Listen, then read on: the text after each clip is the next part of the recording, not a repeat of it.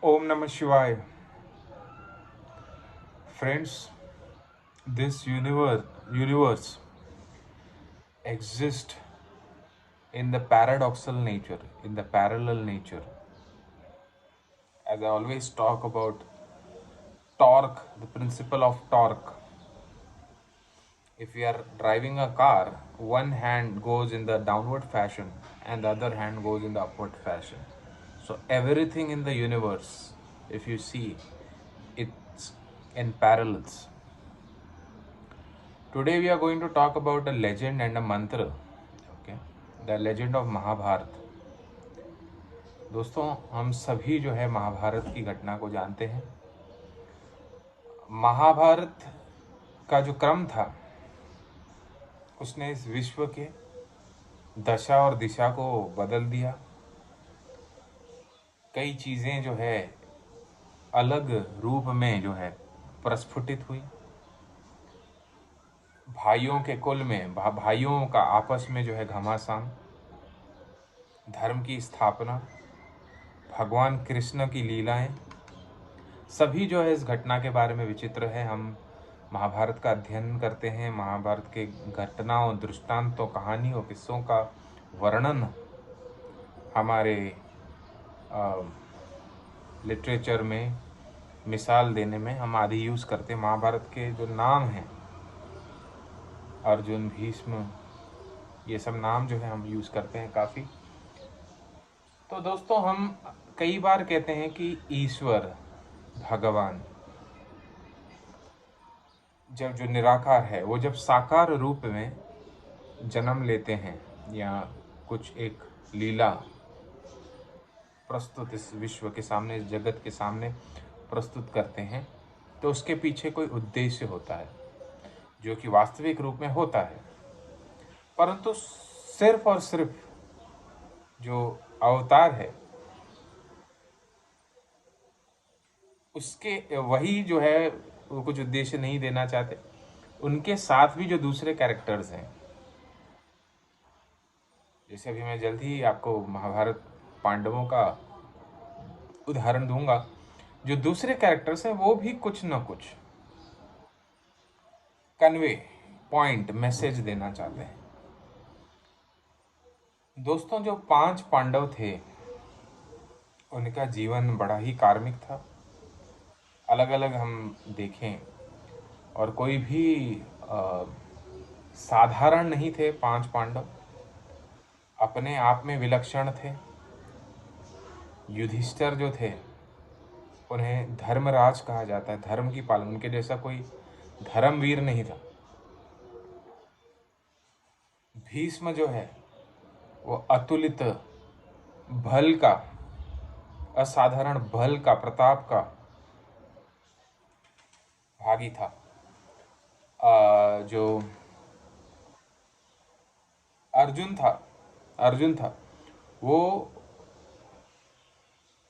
असाधारण शस्त्र कौशल है ना, शत्रुओं को परास्त करने की विद्या में निपुण था. और नकुल और सहदेव, उन्हें जो है विलक्षण औषधियों का ज्ञान था, काफ़ी कुछ विलक्षण. इसके अलावा जो है खुद जो है कृष्ण भगवान, विष्णु के अवतार कृष्ण भगवान का उन्हें सहयोग प्राप्त था.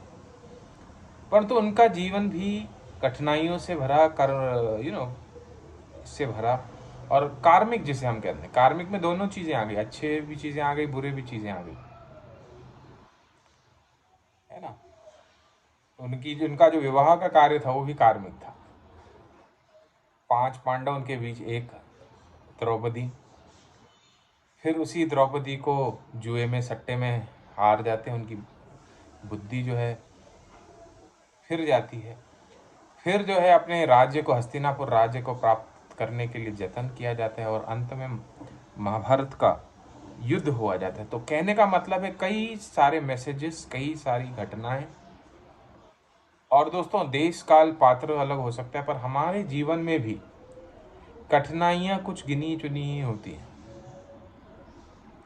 किसी को अपने रिश्तेदारों से संघर्ष करना पड़ता है ज़मीन जायदाद हासिल करने के लिए. किसी को कोई रोग शोक से संघर्ष करना पड़ता है.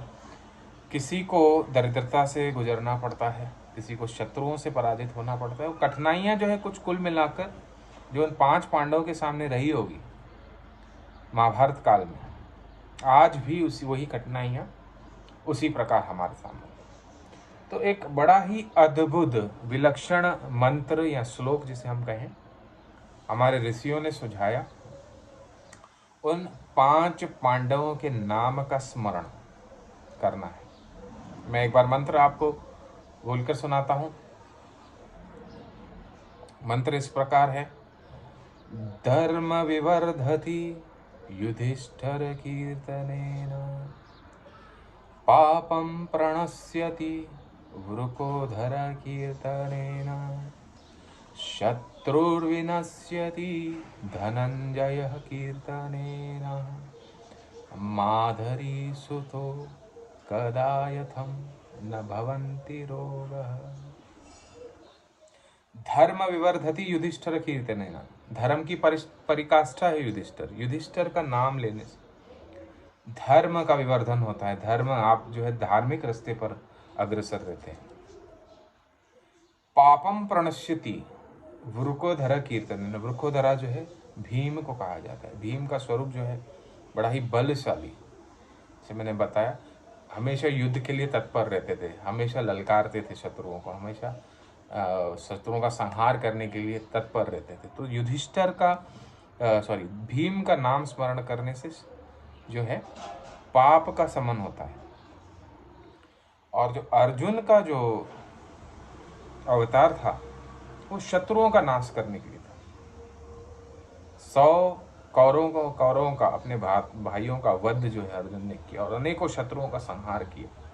तो शत्रुर विनश्यति धनंजय कीर्तनेन, और जो नकुल और सहदेव थे, माधरी सुतो, यानी माधरी के पुत्र नकुल और सहदेव, वे अश्विनी कुमार, देवताओं का जिक्र मिलता है Ashwini Kumar, who are the healers और द फिजिशियंस टू गॉड्स, उनके अवतार थे।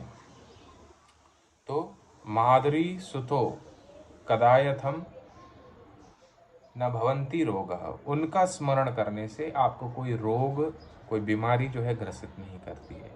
तो सुबह नहा धोकर आप यदि एक बार भी इस 5 पांडव नामावली का स्मरण करते हैं तो आपको अत्यंत लाभ होता है। एक बार मैं मंत्र फिर से आपको कह के सुनाता हूँ। धर्म विवर्धति युधिष्ठिर कीर्तनेन, पापं प्रणश्यति वृकोधर कीर्तनेन, शत्रुर्विनश्यति धनंजय कीर्तनेन, माधरी सुतो कदायथम न भवन्ति रोगः। ये था 5 पांडव स्तोत्रम। यदि आप अपनी जन्म पत्रिका दिखाना चाहते हैं, अच्छे क्वालिटी के जेम स्टोन्स चाहते हैं, या पूजा पाठ आदि कोई शुभ मांगलिक कार्य करवाना चाहते हैं, तो संपर्क करें। हमारे महर्षि एस्ट्रोलॉजिकल सेंटर में मेरा नंबर है 9503596761। देखते रहिए मेरे वीडियोस महर्षि एस्ट्रोलॉजिकल सेंटर पे। थैंक्स।